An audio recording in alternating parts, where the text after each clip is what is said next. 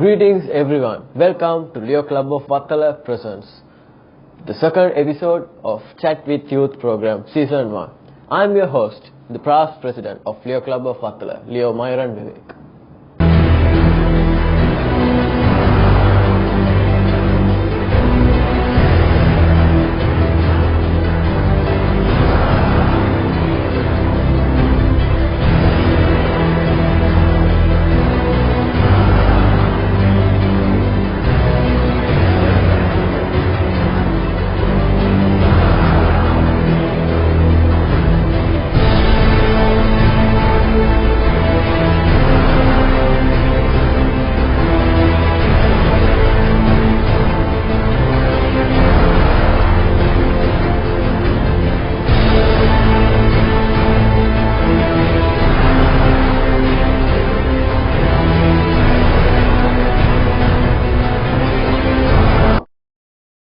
Guess who is our guest today in this episode? It's none other than the Chief Operation Officer of Virakesari newspapers company. And he's also a lion of this club of Colombo Western City. So my first question is, sir, so now when you were in those days, in the early beginning of, you were young as us. Those days must be a very good experience for you. And when you are starting as a beginner, as a leader, and now we are a successful Chief Operations Officer.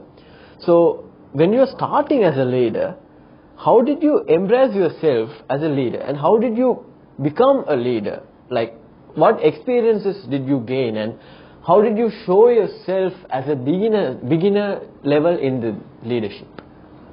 Greetings, Mayuran. Indeed, after my A-levels, I joined Open University to do my engineering, and halfway through my engineering, I quit the course and joined this company, Express Newspapers. So sometimes it's too early to join a company, but I felt that is one way is very good because that you gain a lot of knowledge and experience throughout your career. So at the early stage, I didn't know much about leadership. Actually, I just want to master the knowledge, what I want to gain. And over a period of time, the people around me, my colleagues, my superior, they also spoke about building up experience along with education. And that's where the change came in, real change came in. Then I started doing my CIM, then started doing my master's. Know that those experience plus education made or shaped into a different career perspective. In terms of leadership, good old days, I didn't know what kind of leadership style that I follow. But later I understood my style is more onto a servant leadership or kind of an affiliated leadership style where that I work with people and I delegate projects and I coordinate projects. And those are the successful things which happened in my life. So from a trainee marketing executive to a marketing executive, then senior marketing executive, the business development manager, and today I am a chief operating officer. So for anybody to go through this particular lifespan, I think it's first you need to gain the knowledge of expertise in whatever that you are doing. And later, probably according to your style of leadership, you adapt or absorb best leadership style which suits for you. And from there, you take it up. What a wise word by a wise gentleman and a leader. I hope everyone will understand how would you start your leadership career, even though going by step, it doesn't matter. But you will become a successful leader one day. So, sir, my second question is something applicable for these days, gentlemen, and young youth as well. So, nowadays, people complaining that they don't have time at all when they start their daily routine. No, we don't have time to do this. We don't have time to go to gym. We don't have time to go to a temple. Or they don't even have to work always. They keep complaining always. So now you are a successful line leader and you are a successful chief operation officer as well. So what is your daily routine, sir? How did you managing the time?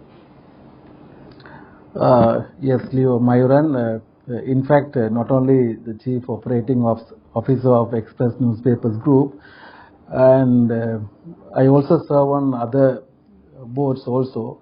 One is about our Lionism. So I act as the Global Leadership Team District Coordinator for District 306B1, and along with I am the General Secretary of the Sri Lanka Print Media Academy. I am the General Secretary of the Sri Lanka Association of Printers and the immediate past President of the Millennium Toastmasters Club, and I also take active part in all the executive committees of my school, OBA, GoPO, Career Guidance. There are so many. But Mayuran, one thing is very clear, it is a very challenging job because when you have so much on your plate, it's very difficult to deliver sometimes. But my routine is first organizing. Okay, so first, what do you call it? Whatever that you like most, whatever that you feel it's in your line of thinking, you only take it up. You don't just go and take everything you want because there are a lot of opportunities coming your way all the time. But you select if you are a leader and if you want to specialize on some of those skills, that you select certain areas which you feel is fitting to me. For example, I am in printing and publishing industry, so I take up this Printers Association, Print Media Academy, and from leadership point of view, I need to develop my public speaking skills and leadership skills, so I went and joined Toastmasters. So first objective of taking responsibility is all about the kind of job that you want to do. I didn't go and take anything which is outside my perspective or interest. That's the key. Second thing, yes, when you got so much activities happening almost every day, list out. If you look at one main task, it looks like Everest. But I will always put it to a smaller task every day. Okay, so I always maintain a notebook and I will go through the diary every day. My appointments are very clear, so I will make notes all the time. And end of the day, I compliment myself. If I got 20 tasks to do today, I will complete at least 15 or 18, and I will make sure that I complete 80% or 90% of my tasks. And the pending one, I will put it to the next day. So likewise, I am only doing the smaller task every day, and which can be accumulated or amalgamated to the greater objectives of the main or the greater objectives of that task. So likewise, if you can break your task into tiny pieces, and it's very simple that you have to do smaller things and you are happy doing it because this is what you like it, and from there you can move forward. My next question will be satisfied for all the human beings in the world as well. So everyone in this world wanted to achieve something.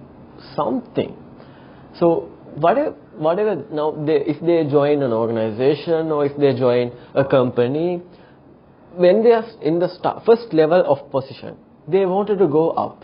Always, I want this position. I want to be in that position so badly.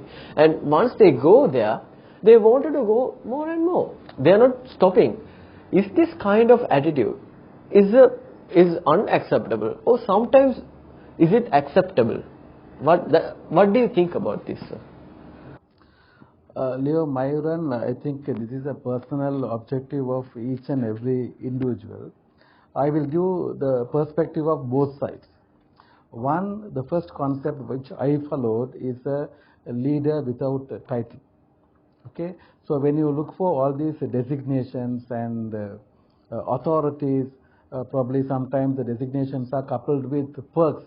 So that's where people are aspiring to move up. But in my case, I only looked at those things as outcome.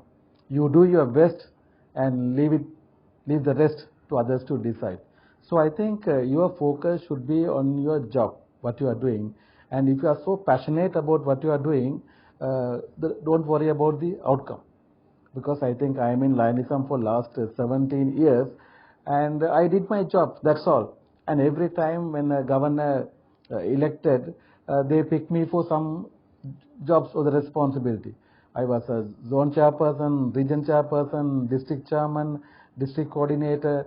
So different aspects they select me. But I never expected anything from the district, but the way that I work, probably they choose me onto different posts. But looking at the corporate life, yes, any employee will move forward. They like promotions, they like titles, they like authorities. So it's a very regular lifestyle, I would say, but nothing to complain about it. But the main thing is focus on your career. What do you want to achieve really? It's not the mere title, probably your self-satisfaction or the self-actualization of the great work that you do. Now, every personnel has social circles, such as family, friends, and even co-workers that you organize in companies, and even co-leaders in youth organizations such as Lionism and etc. So, now we are a member of all this society. Each personality is having these at least one or two societies, social circles. So my question is, when that social circle has a conflict or else like a happy event, how are they managing those things? What is your opinion in that, sir? Now today's youth has got a lot of opportunities. I think unlike those days, I think you got to have a lot of networks through social media, through with your families, friends, the social services that you do, your school classmates, there are so much, and your network is so high. One, we spoke about the conflict, and other one is about being happy. I think these go hand in hand. You can't have happiness all the time. Probably you'll have challenges and conflicts with your colleagues and superiors. So one way to manage these things is to understand the kind of person that you are dealing with. Every personality is different from other. Everybody will show different attributes and qualities. So sometimes those qualities and values will match with your values, and sometimes it's not. So better, the first thing is to deal with people who has got the same kind of moral values like you. So then you feel that my chemistry is working with him or her. Second, if somebody is not working with you or their moral values are not matching with you, it's not try to avoid them, but try to understand them. Because sometimes a person wears only a denim trouser. That must be his value. But you don't like denims. So what do? So you go and insist him, don't wear denims? No.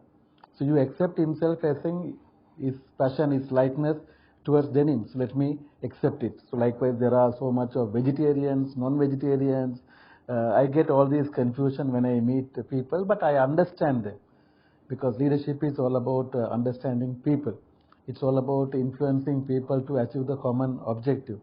So as a leader, I think this word understanding means a lot. And if you understand each and every character, probably you'll take it as simple and sweet.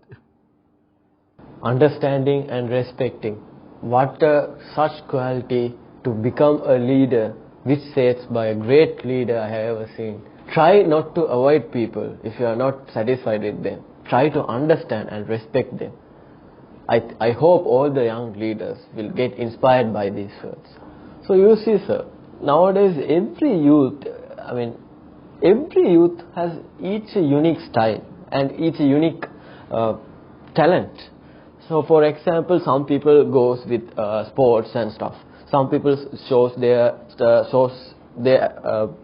talent with studies. But more than that, some people do acting, even TikTok, and even singing or doing cover songs. They all create. Even I have seen so much of friends creating an Instagram profile for TikTok videos or anything like painting or else photography.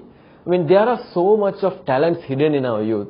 Even us, we are also using a social platform for our interview videos. So what do you think about these social platforms? Is it actually helping youth for this kind of, or sometimes they can be do some disadvantage as well to the youth? So what do you think about, so as you are a media personality? Yes, so from a media point of view, we are here to create a platform for the readers to showcase their talents, views, and opinions. But today, now I think if you look at some time before, it was only a newspaper. Then we came in with the radio, then TV, then internet, and today you got all the social media platform to showcase your talents. I think that is very good because today everything is global. Whatever that you do in a tiny village down the corner, probably if you can upload it, anybody around the world can look up for your talent. So the opportunities are immense compared to some 50, 60 years before. I think today every youth has got opportunity to showcase their talent around the world. One classic example I would say is Alexander Babu. I watch his shows in YouTube. It's a stand-up comedian in Chennai, and very interesting. And after watching his videos, one of our Lion members said, Senthil, why don't we bring him for one of our district convention? So you can see a stand-up comedian video in the YouTube is catching up to a district convention event. So that's where the opportunity meets with talent. So if you get a chance to come to Sri Lanka and perform, and I think it's a great opportunity. He never knows that.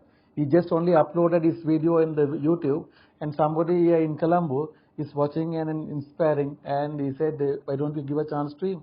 So likewise, if you look at Facebook, Insta, Telegram, WhatsApp, any social media, you get a lot of videos, comments, likes and dislikes. So many things are updated every day. So I think it's a real opportunity for a youth to showcase their talent because the world is watching. And God knows where you get your opportunity. And the second thing is all about scientific approach. What I call it scientific approach is when you upload a video or if you do something on the Facebook, immediately you can see the response. How many likes and dislikes, how many people viewed your videos. So these are very scientific approach. So then you know which way to adjust yourself. Actually, they are giving feedback, rather constructive feedback for your videos. So there are an element of where you can correct, you can improve. And there are people who compliment your video. So that gives kind of a self-motivation boost for you to come up with new innovative ideas and also for you to do more. So I think today's media, especially the social media, is a great way to explore your talents, your activities, your initiatives, your ideas to a global scenario. So as I have heard, like the advantages of these social medias, what do you think about the adverse effects that these social media is causing the youth? Sometimes I have seen so many conflicts in India or Sri Lanka using these social media. Some people accuse their people who are showcasing their talent, or some people just comment, and some people report the content. What do you think those kind of situations? Yeah, as we spoke, like the good things, there are other side of the social media also. One is it's all about defamatory content, because if somebody has got a motive to hammer somebody or to mud somebody, they will use the social media platform. That's where the conflict is all about. So in that sense, probably the affected party can complain to the social media owners to remove some of those status or views posted. So that's one common thing I see all the time, because somebody is talking bad about somebody. That's one. Second one, it's all about authenticity. which is you modified certain things and upload in the social media.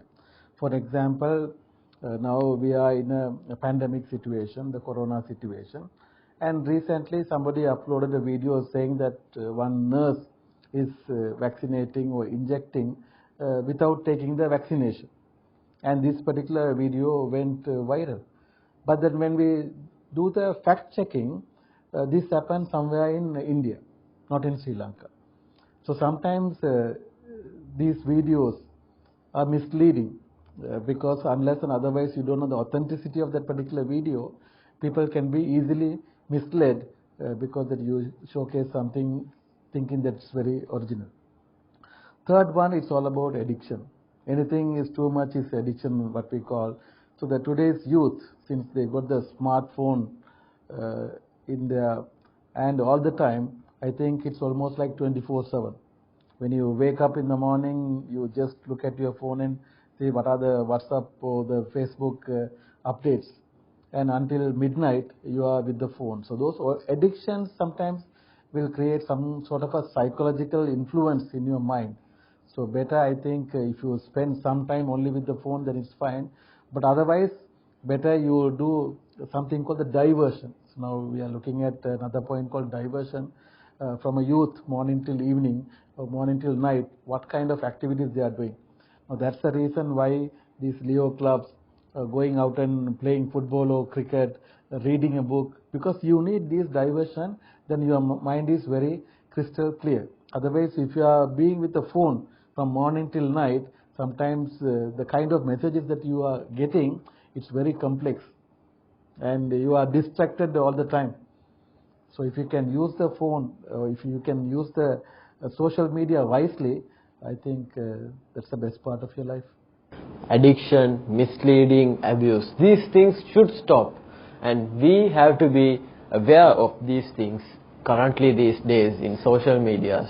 As youth, I hope our leader, Lion Senthilnathan, gave you a very great idea of how to use the social media platform to become a successful leader. I hope we have come to our conclusion to this meeting. So every youth should gain the motivation and inspiration and stop becoming an addicted person to social medias and stuff. I hope all the youth who are watching this video will get a good idea about how to become a leader properly, and I hope the leader, Lion Senthilnathan, the Chief Operations Officer of Virakesari newspaper, will have given you such an inspiring and motivational words to become a successful leader in future. Thank you, Lion Senthilnathan sir, for having a great interview with us. It's our pleasure to have you here. Thank you, Leo Mayuran, and of course the entire team.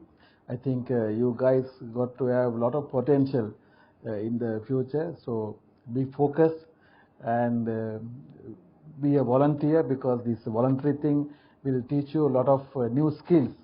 I always feel what got us here will not get us there, because unless and otherwise that you learn some new skills. So you guys are youthful, you guys are very young, so you got a lot of opportunity to move forward and be focused and learn some good leadership skills. I think the future is yours. Thank you a lot, sir. And also I have to thank our Leo Club of Wattala members who are helping to record this interview and for organizing this interview. Thank you all for watching on behalf of Leo Club of Wattala.